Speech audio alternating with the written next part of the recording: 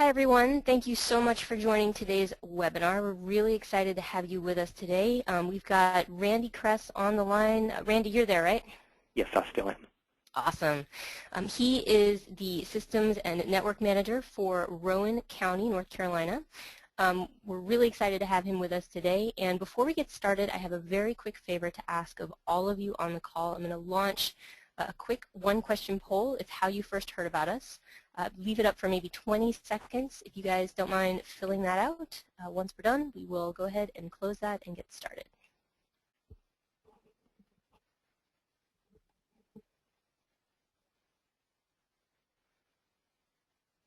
And I see many of you are filling out that poll, so thank you. Leave it up for maybe just 5 or 6 more seconds. For those of you just joining us, if you don't mind filling that out, that would be fantastic.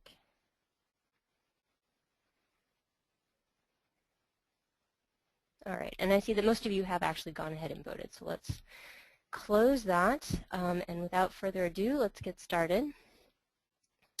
Now, here's the agenda for today. What we're going to do, I'm going to run very rapidly through a brief introduction to Meraki, a quick introduction to why you might be considering cloud networking. That's because I want to spend the majority of the time here today talking with Randy, going through the Rowan County case study. And we're really excited because he's going to let us demo the Rowan County Meraki network that they're deploying. So we'll have a live demo of his network.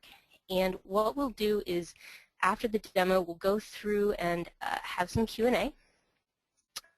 So that reminds me, my friend and colleague Jackie is on the call. She's going to be taking any and all questions that you guys might have. If you have a question for Randy, let her know. If you have a question for me, let her know. She's going to be writing those up on a whiteboard. We will address them during the webinar if something comes up, but also after if there's some time. And then we'll wrap up with a very, very quick overview of our product line. So before we get started, I am excited to mention that those of you on the call who are qualified IT professionals, we do have a free access point for you for attending this webinar. It will come with a 3-year cloud management license, which is, so basically everything will be fully operational and the access point is yours to keep and use. It is a great way to get your hands on Cisco Meraki technology and experience our dashboard. And if you do have any questions about eligibility, I'd encourage you to check out the URL at the bottom of the slide there, meraki.cisco.com/free-AP. And to get your access point to you, we do need you to call us and confirm your shipping information. So I would check your inbox for an email reminder about this webinar, because in that email there should be some contact information for your Cisco Meraki rep. So without further ado, a little bit of an introduction to Meraki for those of you who may not be familiar with us. We were founded as a separate company in 2006 by a research team from MIT. They were working on wireless access points and learning how to manage those over the internet. So it wasn't called the cloud back then, but you can say that we've been in the cloud since day one. And since then, we've expanded. So we don't just make wireless access points anymore. We have a full edge networking portfolio. We make switches, we make security appliances, and we even have a 100% free mobile device management solution as well. And all of this is 100% cloud managed. We've seen explosive growth. Our founders are in fact still leading us today, so we have this deep tradition of research and development here, and we were actually recently acquired by Cisco at the end of last year. So we formed Cisco's new cloud networking group. And we're really excited about this because Cisco has committed to all 4 of our product lines, and we're basically looking to leverage their reach to bring Meraki products to new markets. And we do cover a wide range of verticals. We have customers all over. You can see a few of them here from small and local government sites. It's not a comprehensive list, but does give you an illustration of where we fit in terms of clients. But we do have presence in many verticals. So we're in education, K-12 and university level. We're in the professional services vertical. We're in construction, manufacturing, healthcare, hospitality. So we cut a wide swath through there. And we often get asked the question, why cloud networking? So when we're introducing Cisco Meraki products, and the answer to that is that the cloud fundamentally increases IT efficiency, specifically around the buckets that you're seeing here. So manageability, scalability, cost savings, and you'll see in the demo, and perhaps when Randy and I start speaking, in terms of manageability, you've got this deep end-to-end visibility and control from anywhere in the world that you have internet. From your armchair, you can drill down from an overview of your networks into a particular network, down into a particular Meraki appliance, and even drill down into client devices that are passing traffic through your Cisco Meraki equipment, and get deep insight into application consumption, bandwidth usage, and more. And also in terms of manageability, we have things like the ability to have real zero-touch provisioning because we're cloud-based. So before a device has even been plugged in to the internet or into power, you can configure your Meraki equipment, and once it comes online, it'll reach out across the cloud, grab its configuration settings, and start running. So that makes the deployment of remote sites quite easier.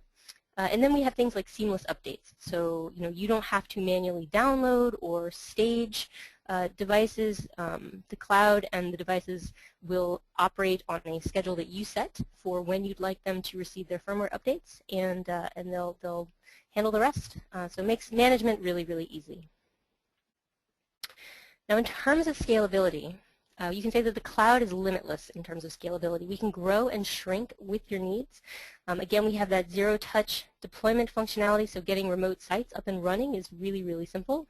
And also, you're not going to find that you have these limits that you'd find in traditional architectures from things like wireless LAN controllers or AP throughput limits, things like that. So overlay hardware is really not an issue, and that will speak to cost savings as well. So aside from getting the overlay hardware out of your network, you're going to find that you might spend fewer hours training your IT staff because we have this really, really intuitive interface. And you might be spending less time traveling to remote sites because you can manage them from, again, any internet accessible location. So just to wrap up, on that point, you can see here is an example of all 4 of our product lines and a little bit of an older view of our dashboard. I would say the point here is that all the products that we make are designed to be 100% cloud managed, and they all include full networking and security features, and we'll see those in the demo and during the discussion. And so really quickly, just to introduce our cloud networking architecture to you, what you're seeing here is sort of a high-level schematic of how the cloud works. It essentially starts with Meraki equipment, so it could be an access point, it could be a switch, it could be a security appliance, but our devices will initiate a secure connection back to the cloud, and by cloud we mean data centers spread all over the world that host Meraki databases. And that connection, it's encrypted twice, so it's quite secure. It's a very small, persistent connection that sends the management and monitoring statistics that we need to present lots of valuable graphs and statistics on the devices and the traffic passing through your network. Now, I should highlight that we do have an out-of-band control plane. So what do I mean by that? So even though there's this persistent connection to the cloud, no end user data is ever passed through or stored in our cloud. That goes wherever it was originally intended. We are literally just keeping the management and monitoring statistics that we need to present information to you in the dashboard, and you'll see what that information actually is. Now, also in terms of our cloud, it's highly reliable. So we have built-in real-time redundancy. We have a 4.9 uptime SLA agreement with our data center providers. We ourselves are SAS 70 and SSAE 16 certified. We're also PCI level 1 compliant and certified. So I think we're the only cloud networking company that I'm aware of today that is. And we have daily penetration tests by McAfee. And if you have any questions about it, we're really transparent. We take security very, very seriously. I would encourage you to check out our website at meraki.com/trust. We have a lot of information up there about our data centers, our privacy policies, our certifications, and things of that sort. So without further ado, we've come to the highlight of our webinar today. Would like to get Randy on the line. Randy, do you mind just introducing yourself and give us a little bit of information about your role and what you do? Okay, sure. Yep, so I'm Randy Cress. I work in Rowan County, North Carolina. I've been here for a little bit over 12 years now as network administrator and now systems and network manager, and pretty much deal with all different aspects of local government IT for Rowan County. Great, thank you. So we do have a little bit of information here about Rowan County. It seems like you guys, the IS department at least supports 22 departments, and you guys chose Meraki because you needed a network refresh. I was wondering if you don't mind, just for the setting some context here, if you could tell us a little bit about how your previous network was configured, what the challenges you were facing were, and why you decided you needed this refresh. Sure, definitely. Really, like you said, there's different product lines, but where we started off with is twofold. About a year and a half ago, we actually looked at the Systems Manager product because we were rolling out different tablet devices and phones, and we're trying to figure out how to play into the MDM role. So that's kind of was the first touch at looking at some of the Meraki products.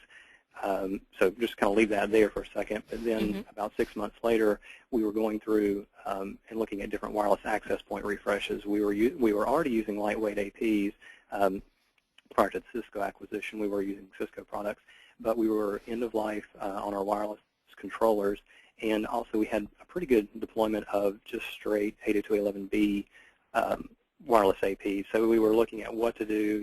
If we were putting on new APs, what would that mean when we end up replacing controllers?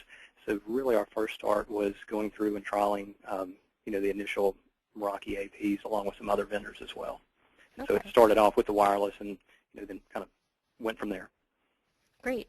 Were there any kind of sort of security or uptime requirements, given that you're sort of a government entity, that you were worried about when you were going through and evaluating products? Well, yeah, some of the main things we were looking at is definitely, as far as you mentioned earlier, if you have the APs and there's a loss of connectivity to the internet, what does that mean for the devices that are basically connecting internally? So uptime and reliability from, not passing any data that would affect internal wireless traffic. In some of our departments, you may be connected, and like I said, to an internal resource, and if internet goes down, it's not affecting their ability to connect back. And definitely reliability on the back end. So when we do make a change, it's deployed immediately as opposed to, processed later. Awesome. Well, can you tell us a little bit then about your infrastructure today and how you're set up? Sure, pretty much. At this point, we've, replaced all of the APs across the board, and they all are Meraki APs, and we've also leveraged, some of the smaller Z1 devices at some of our remote locations and turned on wireless there as well. So pretty much solid APs across the board. And then while we were looking at that process, the MDM piece with Systems Manager came back into play and realized the linkage there of being able to look at client data all the way down to the devices we have that are shown within the Meraki interface. And so that started looking at, okay, well, what can we do with the switching side of this? This was around the announcement, and really seeing that there were switch options as well, and looking at Meraki's focus on, at that point, pretty much the endpoint, anything that has anything to do with endpoints. So again, did the same process and demoed, the switches, and so we've already started the process. We did that last fiscal year, and we've done our core buildings, several other core buildings, but then all the remote sites are running the Meraki switches. And again, we get the same information you would get if you were a client connected to an AP. We're getting if you're connected to a switch. And on top of that, let's keep going. As as far as the security appliances, we were also looking same concept of what to do with the remote sites that are making VPN connections back. And at the same time, we're looking at what bandwidth requirements were at these sites, and it turned more into, well, if we could get more internet bandwidth as opposed to static traditional T1s, what would that look like? And so from Meraki's auto VPN standpoint, that turned into, the security appliances to connect back. So pretty much if you go to any of our remote sites, there's Meraki APs, security appliances, and switches. Okay, so kind of a full stack there. Now, I'm curious because I see the little bullet point here about the Z1s, which is our teleworker gateway appliances. For those of you who aren't familiar on the call, those are deploying Wi-Fi in mobile vehicles. Are you using 3G, 4G, or how is that? Yes. Okay. Yeah, one of the features of the Z1 and also the MX line was the backup, using a different card, whether it be a Sprint, Verizon, or AT&T card. And so when we were going through some of that testing, we had already deployed different devices in patrol cars, and we were looking at changing out in our ambulances the particular devices they had. So with the voltage requirements of the Z1 teleworkers being exactly what we needed, just straight 12 volts, decided to give that a shot and then realized that, hey, these things work good. It actually uses, we're using Verizon in Rowan County at this point because of the coverage. And so, yes, they're running small Z1s. They're not making a VPN connection. This is more to provide wired and wireless access. But what it does for us is also give us that single pane where everything's in the dashboard. We can tell, with the connectivity bars, which we may see, whether they're up or not. So it lets us know that, hey, you are connected back. We can see that there are different, devices, in ambulances. There are two different laptops, so we can tell if there's connectivity issues with one particular device remotely. So it really helps out a lot, even though I would say it's probably not the marketing method of the way you deploy a teleworker. So. Okay, no, that's awesome. I'm glad to hear that that's working for you. So you've actually spoken quite a bit then just now about some of the benefits of cloud networking, and we see some of the points here. It's reliable. You have that instant visibility anywhere in the world that you are able to, any internet accessible location. There's also some bullet points here that you sort of touched on a little bit with the auto VPN, but flexibility to, bring up new sites, new devices, and the ease of scale. So a question just sort of specific, how are you going about updating your devices? Are you sort of just working off of a specific calendar? Have you ever opted out or had to roll back from an update? No, we haven't had to opt out any, and we've pretty much proceeded with all the updates. I'll speak to this, and I don't think this is in here, is, when we go through support to look at different things, we may find that there's an update that can be applied. What I like about that is, we'll basically say, when do you want to schedule the next, this update that we're wanting to push, and there's now an option in there that says if you want to go ahead and do it, because generally what will happen is there'll be, I'll say, let's schedule it for midnight, go home a little bit later on in the afternoon and about 10 o'clock and say, okay, well, let's go ahead and do this. Before I go to sleep. So, just to see, but never had to do a rollback and continue to move forward. And I think we still have a few switch updates based off of some of the latest changes on that process to go through as well. Okay, great. And then in terms of scaling your deployments and bringing up new sites, I know you sort of hinted with the VPN with the MXs, but how long is it taking you roughly to get new sites or new buildings online or to install the gear? Oh, at this point, it's, well, going back, the APs were about as fast as we could physically get to the sites and make the changes, as far as configuration. And as you mentioned earlier, we pretty much pre-configured everything. So it was literally just getting it in, physically getting in, replacing the APs. It was pretty much the same way. Like I said, all the remote sites are taken care of. They're all done. It was literally just, everything was pre-configured. And, we try not to vary too much site by site. So it's, we can use the cloning option whenever you are, so we already have a network, you just clone to another and then take that particular device out. And it, as we're talking to staff internally, it's pretty much, okay, it's going to come up with an orange light. When it goes green, you're good to go. So that's pretty much, what the gist of it. So we're actually getting a couple of questions from the audience. So if you can speak to this, for you actually, one question was, are there any CJIS security concerns about the cloud managed wireless, specifically vis-a-vis your sheriff's office? No, and we've had discussions on this at the state level, and with the separation of the data plane and control plane and access, it's been discussed. It's very state by state on the interpretations, but we pretty much discussed that at length. Okay, and then another question from the audience was, how are you navigating the 3G, 4G data limits, I guess, with your Z1s? Do you have any issues there? Well, I think that's more carrier specific than anything as far as what coverage is good and whether you can stay 3G or go 4G. In Rowan, we've pretty much been able to lock to 4G. There are issues with, picking one over another, but then there's also issues if you swap back and forth between the two. So a lot of the same issues you would deal with regardless of what you put in. What we're getting out of having the Meraki Z1 in the vehicle is that data so that we can see, and we've identified several different things by doing that, whether it be connectivity issues or especially in the fleet of cars, are we having issues with the way they're plugged in or the way they're powered? And what came out of that was, several fleets of cars, everything would power down, and we would have never known that. I mean, we would have been troubleshooting something completely odd, but being able to look at the pattern of connectivity status, on a history level, that was a great indicator. Okay, and then final question for now, again, vis-a-vis the Z1s in the mobile vehicles, are you seeing any heat issues there? Are they running hot or causing any issues? No, we haven't had any heat issues at all.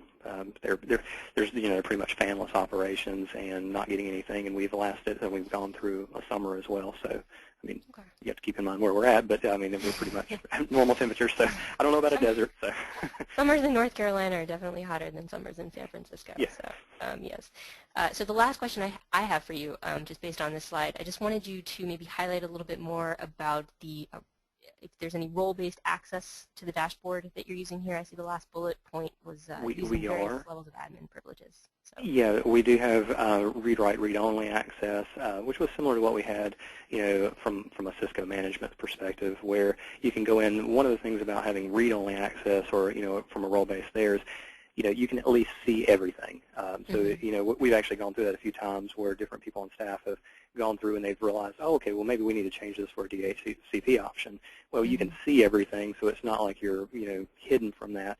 And to speak to that a little bit more, going more from, a different approach is we do have another municipality that we work with, and we ended up putting a security appliance there because it's one of our satellite sheriff's offices, and pretty much gave them full access to it because they're using it for their internet, and we share that for a VPN connection coming back. And so that was a really good partnership there to work with them. If they have an internet outage, they can get an alert and they can log in, and if they want to do something for their own internet traffic, sure, knock yourself out. You can make any changes you need. So it's helped too, as you completely delegate out. So. Okay, great. So what I'd like to do now is sort of deep dive a little bit more into your county's wireless network. Can you speak a bit about the first couple of bullet points, the secure access to the network and the consistent employee and guest access? How many SSIDs are you running? What does it look like? Okay, gotcha. Well, I guess I should start first with where we were before I say where we were trying to get to.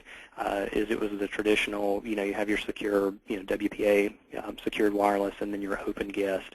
And one of the things that we ran into, and this has just happened over time with consumerization of devices and people bringing more devices in, is we would end up facing calls with, well, I can bring in my phone and connect and jump on wireless, and then I have to go through this process if I need to have, a county device. And so early on there was an initial push for what would this look like with one SSID. If we secure all traffic back to us, whether it be through HTTPS to access any of our sites via web, or with virtualization technologies, that would also be encrypted as well. What would this look like and how would it work? And so it turned into getting down to one SSID, which is Rowan NC-Wi-Fi, and so that's where we're at now for all stationary locations, whether that be a library, government building. And so that allows whether you're county staff, contractor, vendor, or a citizen to come in and not have to worry with, which one do I choose? You choose the same one, and then we do back-end policy management based on that. So by default, you're limited, in bandwidth, and then based on details, that you do from the client aspect, we give different rights based on whether it's a county-owned device or, a county staff personal device. So your group policies that are being applied to the devices, are you applying them then from the AP or from the security appliance, and are they mostly bandwidth policies, or are you blocking applications as well? Mostly bandwidth. There are some application policies that we, may get into, but this is all done at the, it's all done in the dashboard. It's done at the AP level, but since it's not per se AP level, it's just a configuration for that wireless network on the back. So, there's not individual locations that we get into. And then I think we do have some tags in for specific sites for like exception rules and things like that. But that's all, we're trying to get away from the exceptions and make a consistent, because what we support is the same as if somebody were to take their device and go to, a conference or off-site or another county, and then they're trying to answer these same questions. Hey, they let me jump on the guest wireless. How do I get my work done, or how do I connect? So if we can address that with the same solution here, there's a lot less confusion when users travel between different locations. Okay, great. And then just out of curiosity, what are you using? MR16s, MR24s? What? We're 24s on everything. Okay, so yes, for those of you, 24s are one of our top-of-the-line models. They're dual radio, 2.4 or 5 gigahertz APs. Yeah, we didn't have the density to go to the triple radio, at any of our locations because of, the way we're set up. So it was just, consistent. Let's just do one AP. That way we don't have to worry about different models to buy. And then if we need more, we'll just put more in one location. So. Okay. And I had a question earlier about roughly how many users are supported per AP. Randy, I don't know if you've had any sort of anecdotal evidence that you want to share. We usually say, depending on the kind of environment you're in and how much interference you have and what kind of traffic your clients are going to be using or downloading. Obviously video, high definition video is going to suck up a lot more bandwidth than simple web browsing, but anywhere on the order of maybe 40 to 60 concurrent users. I don't know if you've seen something similar or more or less. Yeah, usually we're probably less than that. Some of that density would be in our libraries, Okay. And chances are we don't have 40 people in one location. They're spread throughout the libraries. But yeah, we're definitely easily seeing 20 to 40, very consistently, and that varies in whether they're just doing normal or if it's video based.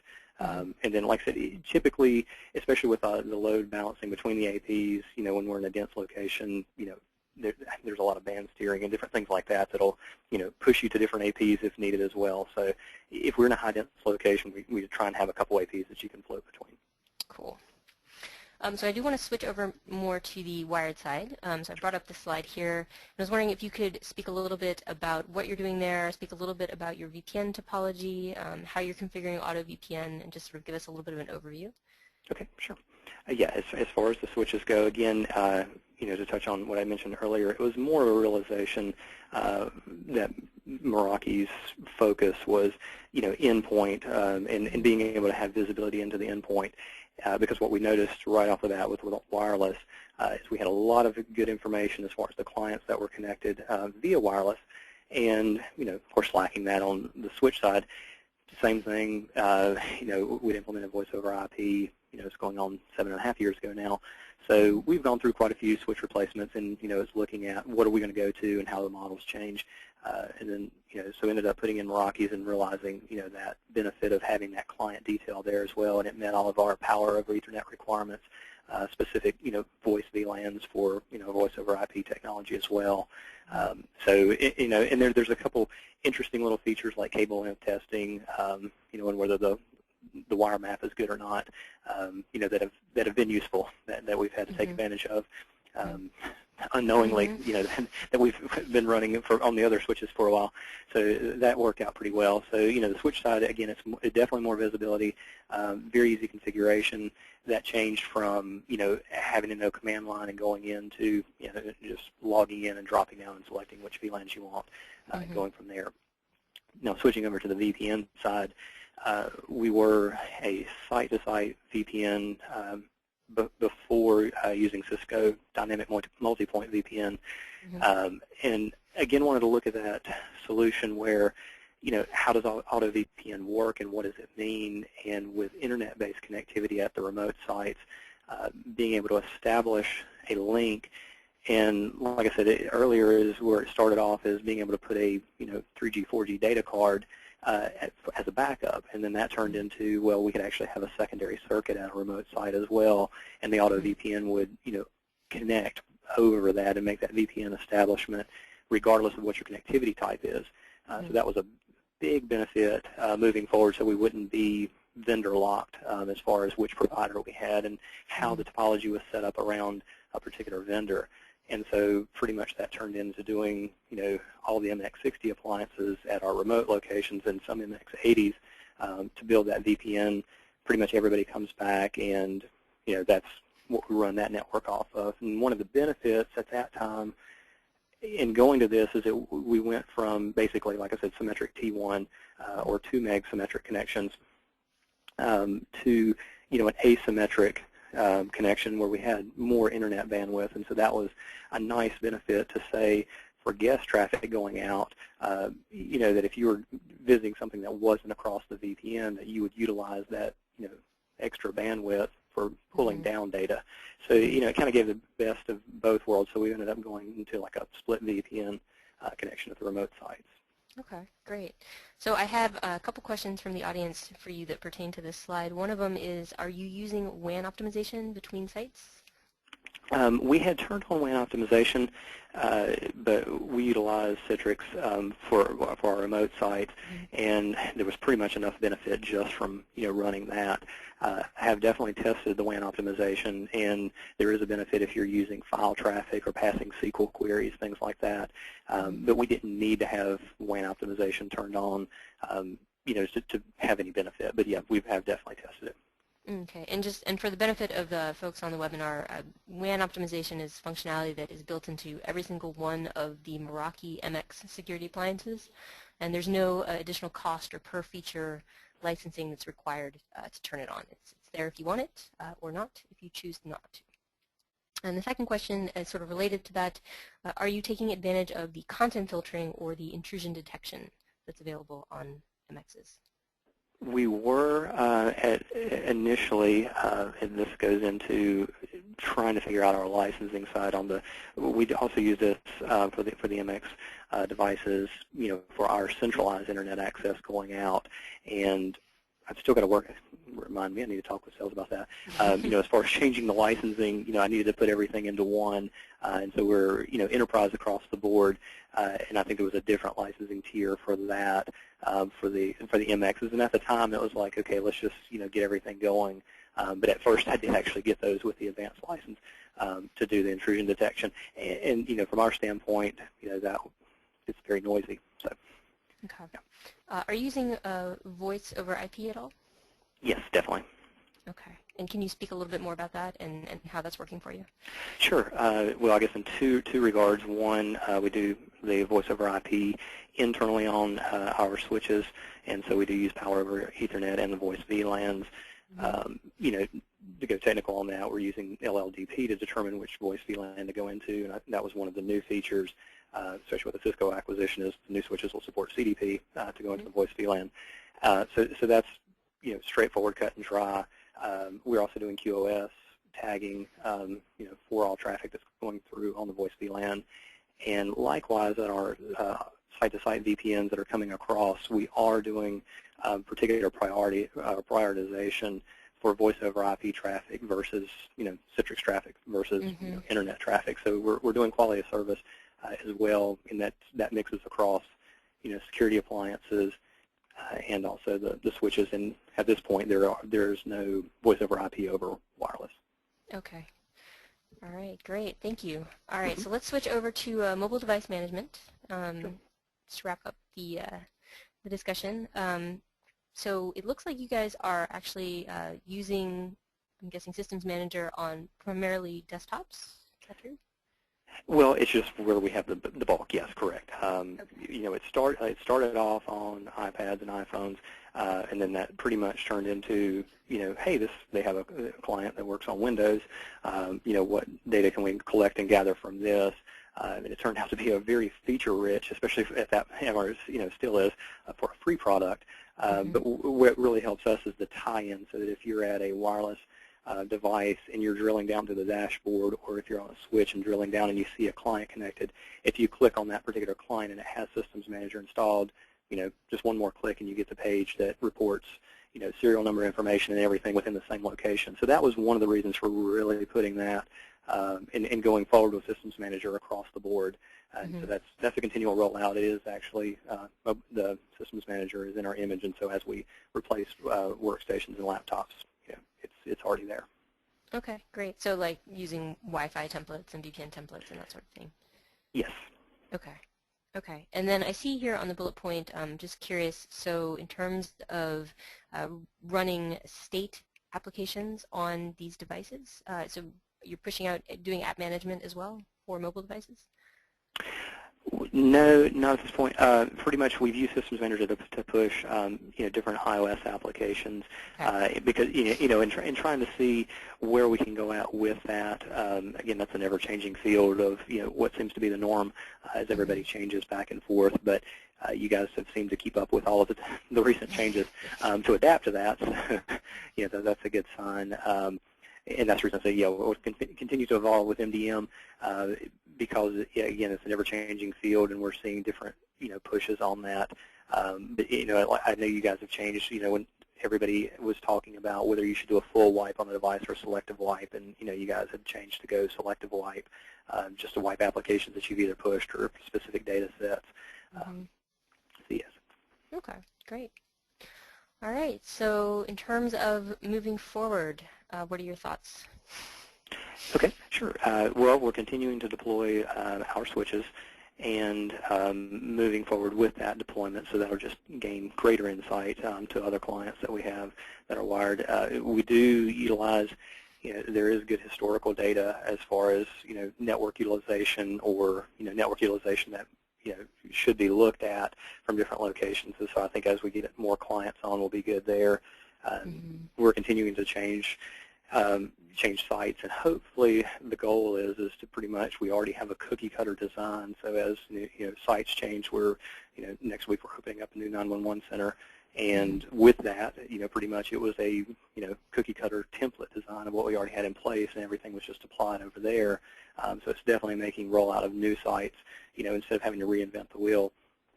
We'll also be at least putting some real thought into and looking at the new switches that have come out, and kind of seeing how that moves up the stack a little bit closer in from the endpoint devices. But we still have plenty of work to do with edge devices at this point. Okay, great. Well, thank you so much. I really appreciate you taking time to chat with us. Sure. What we're going to do now is we're going to actually switch over. I'm going to switch over to my web browser, and we're going to check out Randy's network.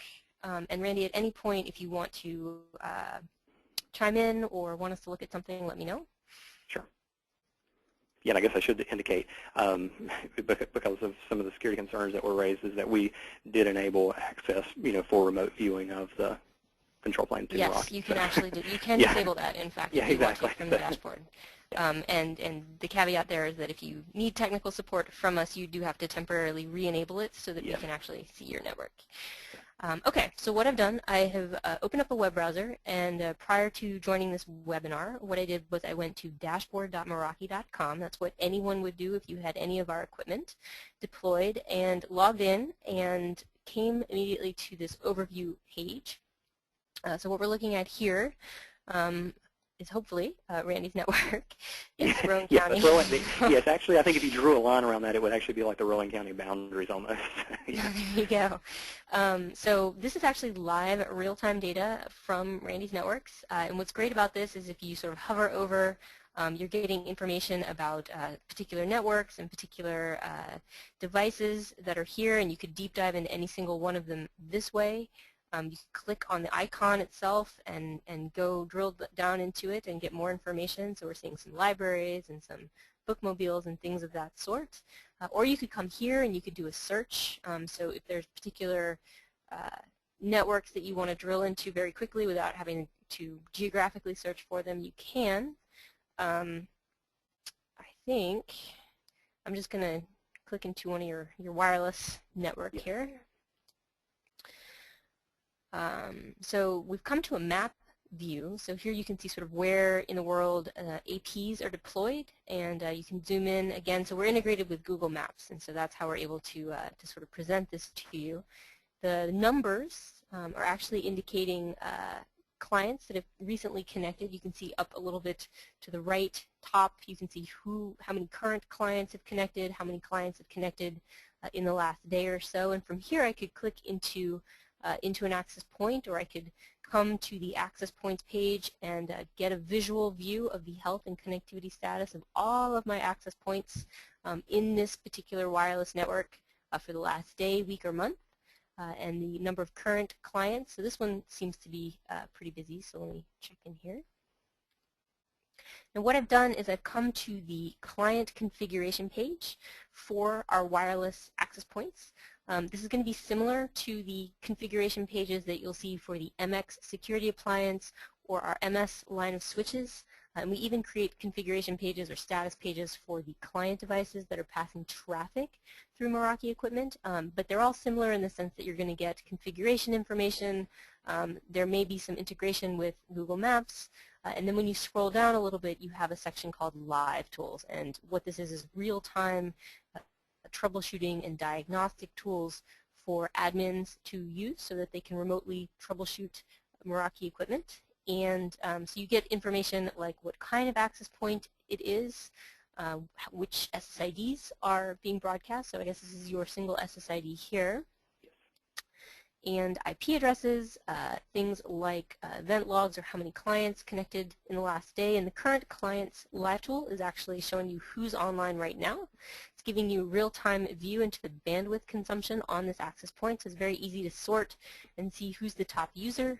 Here's the actual client devices that I could click into if I wanted to. And then we have an array of other tools here. So channel utilization, spectrum analysis, and whatnot. Now, I'd say perhaps the favorite page of clients and customers is found on the clients page. And this is because this is where you really get some visibility into what kind of traffic and what kind of applications are passing are being passed through your gear. Now, whether you have an MX security appliance or an MS switch or an MR access point, you're going to have a clients page.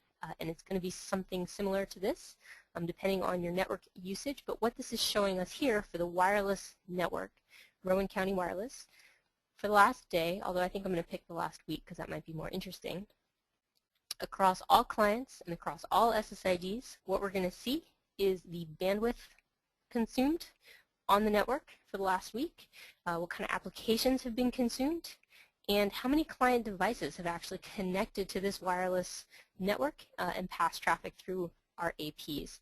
So one of the cool things here is not only can you sit and see exactly who's online now, who recently connected in the last week at some point, and see what kind of bandwidth is being consumed, but I can do things like search for iPads. And actually let me make sure. So manufacturer OS, let's take out capabilities and description here so you guys can see that I'm not making this up, but you can actually search by the device type, by the manufacturer. You can search by IP address or MAC address or the device name, or if you're integrated with Radius or Active Directory, you can search for users. And we call that device fingerprinting. So it's this ability that is built into Meraki equipment. You don't need to install anything on the client side to make this work. But it's this visibility into what kind of devices are connecting to your network. So immediately we can see that out of the 1,868 unique devices that connected in the last week to our wireless network here, 140 of them were iPads. Similarly, if I wanted to see maybe Windows devices as opposed to Macs or some such thing, I could do that. And I can even drill down into the actual operating system version if I want, maybe to get a sense for legacy clients and whatnot. So again, a lot of great search functionality there. Device fingerprinting. Similarly, what we do is application fingerprint. So over here on this wheel, you're getting a sense for which applications have consumed bandwidth in the last week on our wireless network. I can, if I want to, click more, get some more granular detail. One of the benefits of being cloud-based is that we've algorithmically classified and tagged hundreds of websites and applications, and we're constantly updating that list. as we go forward. And so as new sites and new applications come online, we're able to identify them for you and do deep packet inspection and present statistics about them here. So you can see we've sorted by video and sound, but if you want to sort by usage, you can very, very quickly see which applications are consuming the most bandwidth, again, for this particular network over the period of time that we've been talking about. Now, if, for example, one of these applications was troublesome to you, you wanted to maybe perhaps drill down into it and get a little bit more information about who's consuming this application, all you would do is click into the application itself. You get a little bit more information about it, but immediately you'd see the top client devices that are consuming that application or that web traffic. So here, if you scroll down even more, you would see the specific destinations, the specific websites, or the specific applications that are contributing to this rule, and how much active time is spent per client at those sites. So these are a list of YouTube sites. I'm obviously not an admin on Randy's network, so I can't see them, but I'm sure Randy can.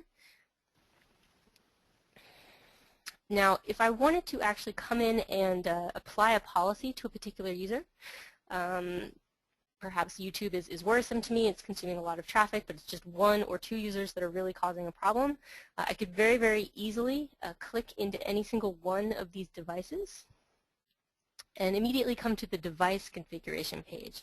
So again, what you're seeing here is a little bit of information about the kind of device that we're talking about, you know, which operating system it's running. We can immediately see that it's currently connected to this access point right here.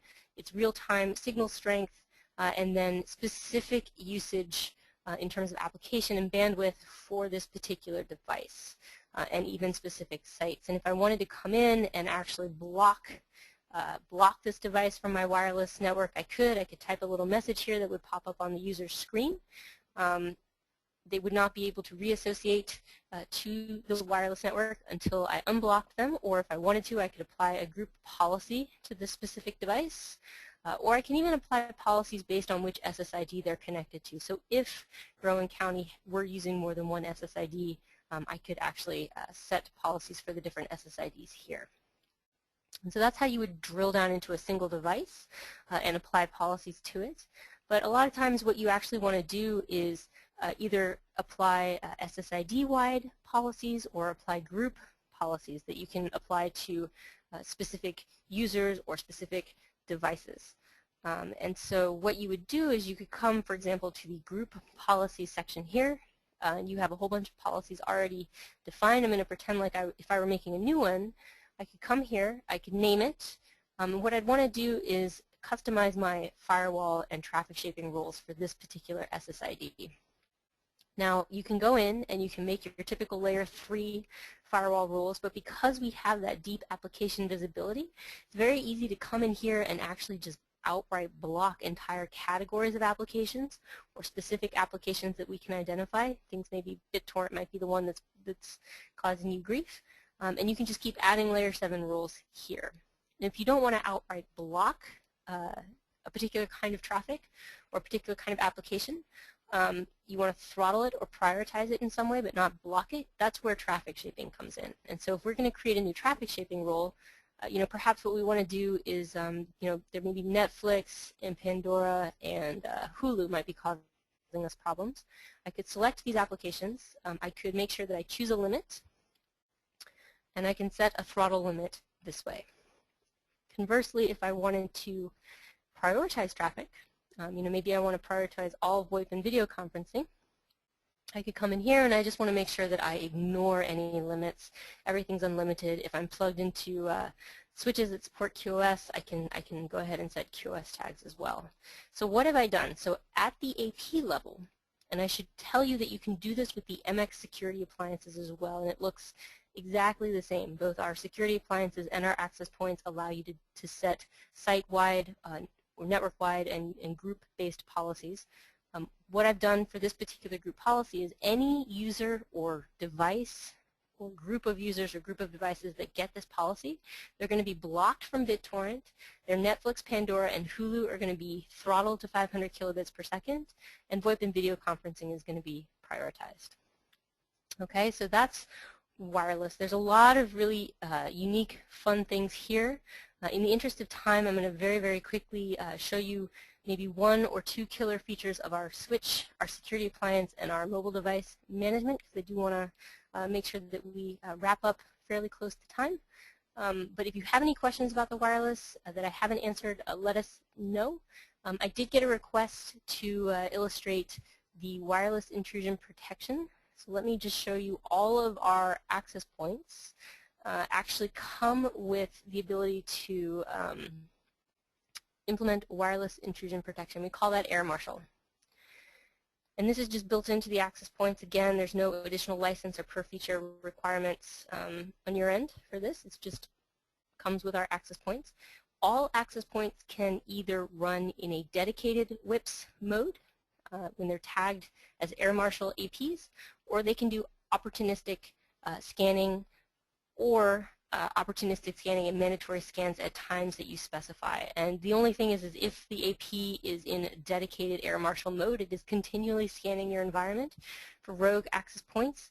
Of course, you have the ability to decide whether you want to contain them or not, but because it's in a dedicated Air Marshal mode, it cannot accept client traffic. And when APs that are not in Air Marshal mode do their opportunistic scanning, they'll wait until there's no clients detected on their radios, so that way they don't inadvertently knock anyone off. And then, of course, if there's a mandatory scan, they'll disassociate clients to run that scan. But what you can see is that you'll get a sense for which rogue SSIDs might abound, whether or not you want to contain them. It can help you sort of see where they might be, because you can see where they might be on the LAN. You can see some other SSIDs, spoofs, malicious broadcasts, and things of that sort. So that's WIPS. Now, let's see. Let's go look for an MX.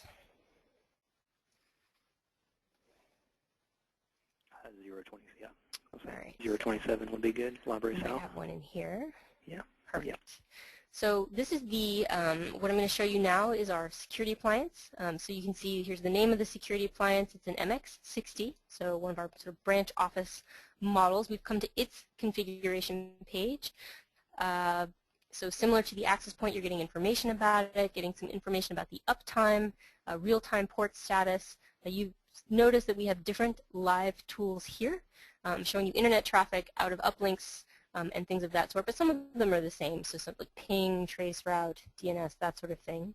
You can use your MX security appliances as DHCP servers, I should note. The security appliance, again, it has a clients page that looks very similar to what we saw before with the access point. It's got all the same functionality there. What I want to show you, though, is site-to-site VPN and how you would set that up. So it looks like here at Rowan County, there's quite a number of VPN peers, and once you have your VPN set up, you'd come to this VPN status page to get a sense of the health and connectivity of your site-to-site VPN. You can see which peers are up or disconnected. We do actually send heartbeat pings to all the peers.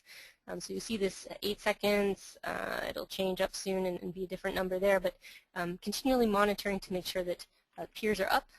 And of course, I could connect into any single one of these peers by clicking here. And the way that you set up site-to-site VPN is very simple. It takes really just about 3 clicks.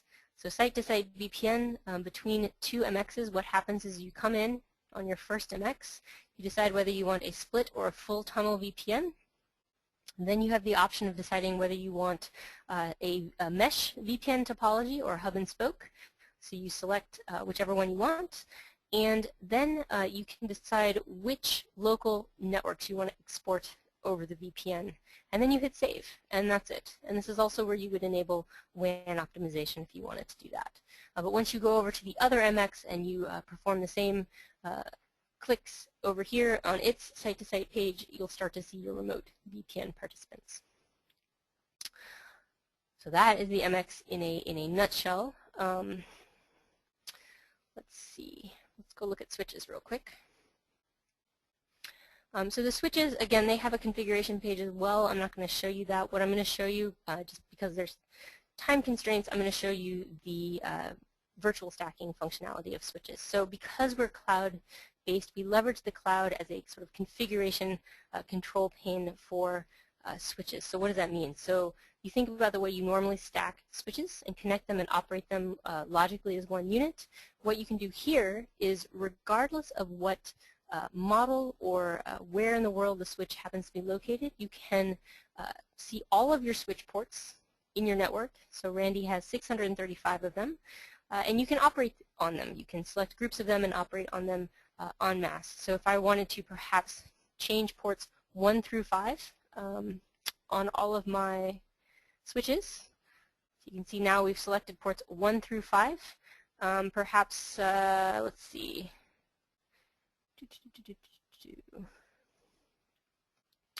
ports 1 through 5, maybe that are access ports. So ports 1 through 5 that are access ports, and you know, various other things here that I could search by. If I wanted to edit all of these, it's very simple to select them all, hit edit, and you can see the kinds of functionality that you can enable or disable. Naming the switch ports, enabling or disabling spanning tree, power over Ethernet, setting port schedules so that they're on or off at certain times that you designate, setting access policies because we do support 802.1x, wired authentication, and MAC base radius, and then again if you want to set specific VLANs or voice VLANs. And you can see I'd be updating 68 ports if I made changes here. So that's virtual stacking that's available with our switches. And so last but not least, let's go ahead and look at Systems Manager very quickly. So again, like Randy said, it's totally free. You can get started with it today on our website. We support iOS, Macs, PCs, and Androids, and I think based on this, we'll be supporting Chrome very soon, if not already.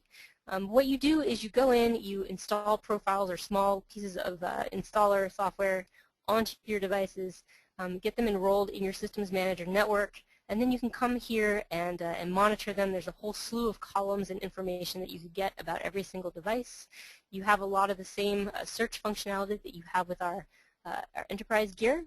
So you can search by iPads, find them, find ones that are online right now, and get even more device-specific information than you would otherwise see. And like Randy was saying earlier, there's a slew of live tools here for each device, and you get a lot of information about what's installed, what policies are applied, and you can go in and you can set security and feature restrictions to groups of devices. You can group them into certain profiles. So it looks like Randy has one here that says Rowan County, and if he actually wanted to enforce restrictions, you could come here, set a slew of security and feature restrictions, enable things like passcode complexity requirements, set Wi-Fi and VPN templates so the devices are ready to go out of the box, and a whole lot more. And you can also, in fact, manage applications with Systems Manager. So we support the Apple Store and Google Marketplace, and it's very easy to push applications to Systems Manager enrolled devices. All right. So let's wrap this up. What I want to do is just say, if it looks interesting to you and you want to actually try some of our gear, we have a very easy eval process. We'll pay the shipping both ways, so there's really no risk to you. All of our gear is available for free evaluation. So I would encourage you to check us out at meraki.cisco.com/eval or give us a call. And just to wrap up, we have a bunch of access points that are available. We actually have 6 now. We just announced our new 11AC access point, the MR34, but we have 4 indoor and 2 outdoor models. They have all the functionality that you saw demoed today and more. We have a slew of security appliances. We scale from small sites to large campuses, so anywhere from maybe 25 user branch office deployment devices all the way up to the MX600, which supports on the order of 10,000 users. And again, we do make switches. We actually have a new 8-port switch, so we have edge switches in 8, 24, and 48-port models. All of them come with the option to have PoE and PoE Plus built in, and same sort of visibility that you would see with the access points and the security appliance there. So that wraps up our webinar. We are at the top of the hour. So I do not want to keep folks that need to go. Randy, that includes you if you need to step out. But I will maybe stay on the line for 2 or 3 more minutes and try to get some questions answered and just check in with Jackie because I know there's a bunch and we didn't get to them. So give me 1 second and I will check in with her.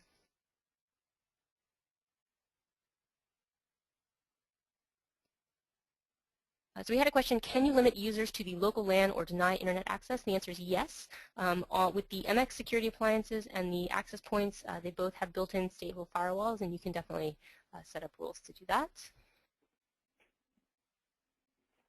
And we do take advantage of that feature heavily.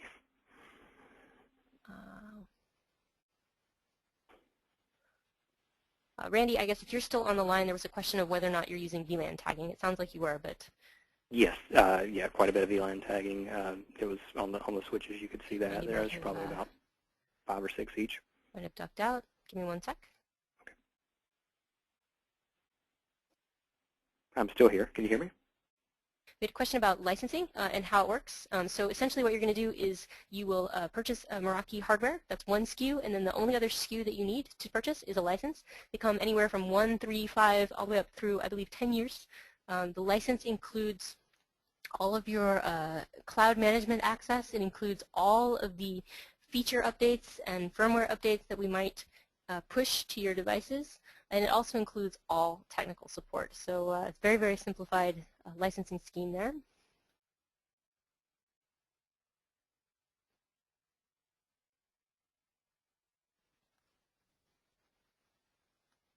Okay, so I think what I'm going to do at this point, since we're kind of at the top of the hour and it seems like Jackie's been answering many, if not most of the questions, is we will wrap this up.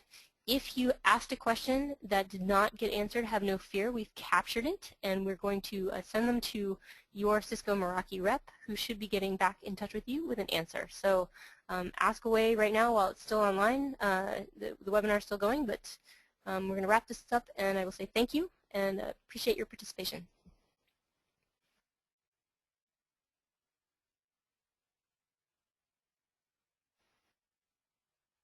The organizer has ended the session, and this call